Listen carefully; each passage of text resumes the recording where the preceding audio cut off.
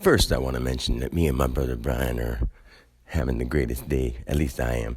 We went and got some screens and drove around and talked and listened to the Sirius radio.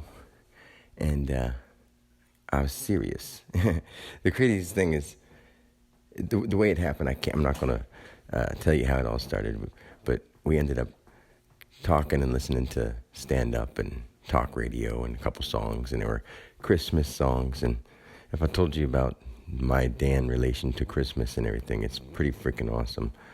And since you guys have at least probably heard at least me saying the truth about what's really hard to explain, like I'm Dan, of course, but I never leave that creator mentality of merged with God. And I can show people, but it doesn't make sense to them, and it's fine because it is them too, and it is him. And as I listened to those radio shows, there was one. The first one was like Norm Macdonald, and he was a psychiatrist interviewing a girl with multiple personalities, and she went from like an innocent one to a scared one to a Leisha who wanted to just fuck, and he was like asking her questions and getting all turned on. So then all of a sudden it was a 6-year-old girl, and he's like, "Oh no, can you get her back? The one who was bad? Can you get that bad one back?" And then the next one was, it was a librarian, and he's like, "No, I want to talk to her again, please." And anyway, and then the next one was a woman talking about going out with a fat guy and saying like, letting him score anyway and all that kind of stuff. And I'm listening to it saying like, I know it's smut, and I rip on it all the time. But it's because I've been through so much of that myself that I see how distracting it is. And I'm not saying that I love them unconditionally anyway. It's just, if people want to know how we will progress as human beings, they won't sit and rip on, because one guy was a half black, half Asian, and then he had a black friend and another friend, and they ended up being the Yellow Panthers. And they had a song called Underground Railroad Builders, and everyone's cracking up. And this is the day and age where everyone's mad about race and mad about color and mad about everything and sex. And then the next dude's saying how men are the kind of guys who just can't go around saying anything but pussy. Girls aren't even pussy. Guys don't even want to kiss anymore. They all talk about, there's not even a pussy. And then they're like, women love sex and men just climb on and get off. Oh, and they're like, yeah. And the woman's like, aren't I supposed to get something out of this? And that kind of stuff, And to me, it's like, I get why they're saying it, but it's just so, like, if we were in time talking, then of course that's where we are now. But if that guy was so at least speaking from a 90s guy's point of view, but I know that it sells, so that's fine. And they're allowed to do that.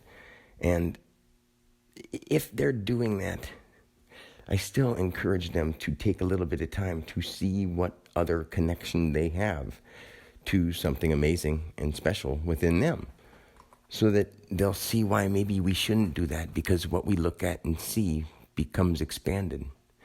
And it's so magical and crazy, but we're so used to doing the same things that we've stopped being able to communicate with nature.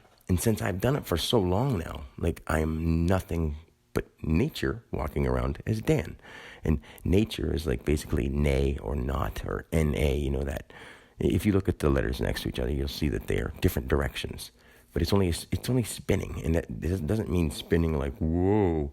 It means growing from the inside out at all directions, and leaving at different angles and pores of cells and like different pieces of our own fragmentations. Like, our bodies are deteriorating, and they go through their own little cycles upon bigger cycles upon little cycles upon bigger cycles that have little cycles in them. It's like the most severely, it's kaleidoscopic within yourself. It's it's kaleidoscopic, of course, but it's inside. It's so amazing.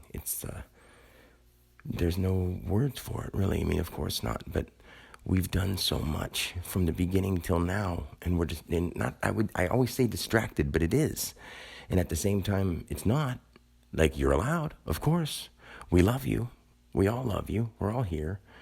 And if people realize that we're all here, Do what you want to do, but please separate it from broadcasting it everywhere and using it to poison ourselves with the foods and all that stuff. That's not excusable. That's not.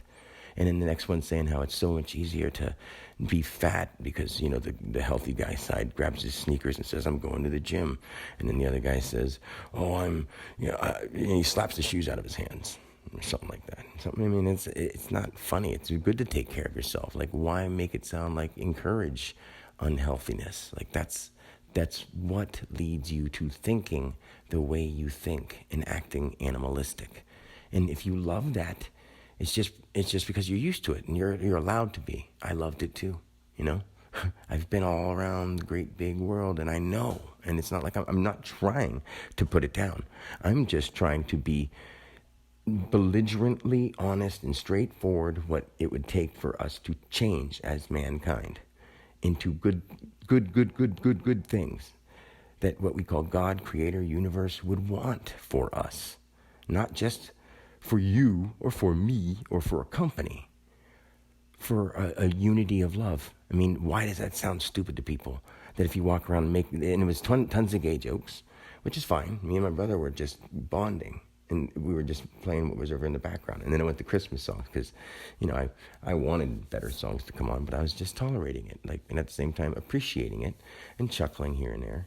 And it was just sex and lots of swear words. And, I was just sort of thinking, it's like the way bugs and animals and everything in nature is, we are still part of that. And I just see it as that. Like they're just those little compounds of animal nature and plant nature and the way they fry their stuff. Like your cells have intelligence too. Like it matters. Like some kids are born with less intelligence or some kind of mental handicap or body, disablement or something. And at the same time, it's people don't realize on such a small level, it is the foods you're eating and what you're putting in your body and the stress you cause yourself through what you're looking at, watching, getting yourself involved in with people, how much overaction you're doing, how much overeating you're doing, how many times you're not thinking about why aren't you cleansing yourself? How does a plant grow? How does an animal grow? Like, just look around and see how the world around you is growing. And then look at yourself and think of how you would be growing if that's what you were actually doing to yourself. And you'll see that it's just actually what we'd say scientifically or, just straightforward factually, that the more you eat foods and things that come from the earth, since you have the spirit in you that gives you light, you just eat more things that grow and continue to grow. Like healthy mushrooms that don't spoil, and you see how you keep them healthy, and you see how you keep plants healthy, and you watch how they grow, and you put those things together and think, when you put them in your body, you're not necessarily going to look like them, but you can start organizing your mind like them and using the chemicals and juices and all the ingredients that nature gave them. And your mind gets so pure that you can feel it inside your body moving like water that you would see on a stream, because you start seeing yourself as the eternal I and seeing how nature sees itself from places that you want to see it in nature. It doesn't mean that these people that are doing their stand-ups, and like, I know being women and being men, I know what it's all like. I do. It's not like something I'm trying to be silly or say to be impressive. It's not impressive. We all know how it feels. We don't live in our body. We just experience from it. So when we're sitting next to a person, life itself is there, and we are inside life. And if you can keep that consciousness your whole life, this time, you end up being so ready to change, or you start learning how we can grow healthier. I know because I've done this many, many times. And it's not something that I could ever not remember. That's the problem. When people say you must remember, or like the whole in remembrance of, like, I know what they all did. I know what freaking aliens did. But only because I've lived through those mental plant lives, mental bird lives, mental spider lives, mental everything. Like this things that go beyond what the human mind would think. When you literally clean your body and start thinking like nature instead of thinking like politics or thinking like counsel or thinking like structure. Like that will become you anyway. It's not like you're going to grow roots and plant into the ground and stuff like that. Just don't worry like that. The reason you think negatively or animalistically is because you are made up of dying animals mixed with plants that are slowly deteriorating. Combined together, your cells are falling apart.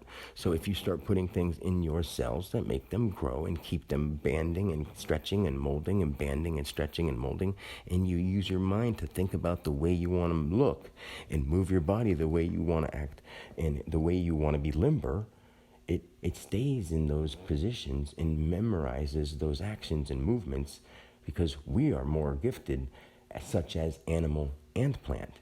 And dead animal only turns into more, let's say, slower-minded or just same mentality animal. That's why some animals eat animals.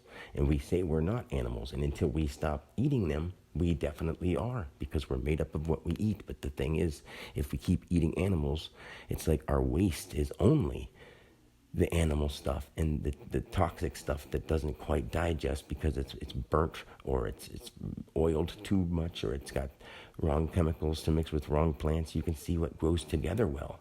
Watch what sits next to things and helps each other grow.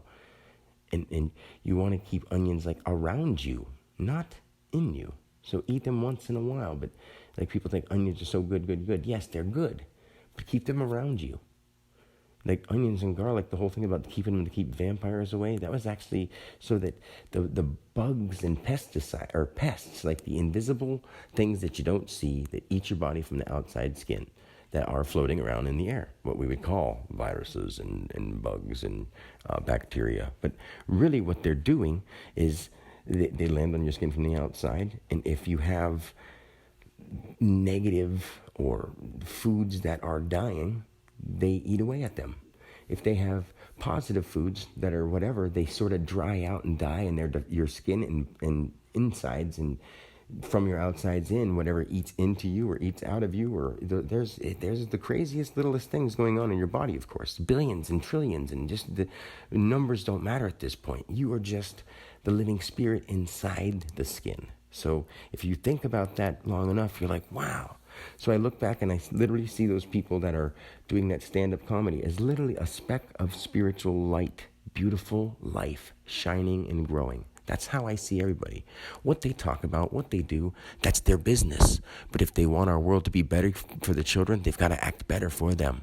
They can't just let them go do whatever because that's what everybody does. That's not what everybody does. The one doesn't do that. The one loves and wants to forgive, and everybody's got that side too. But they've got to see that side more often in a positive light. And that's what I'm here for. My friends, my fellows, myself, the I love you. God bless.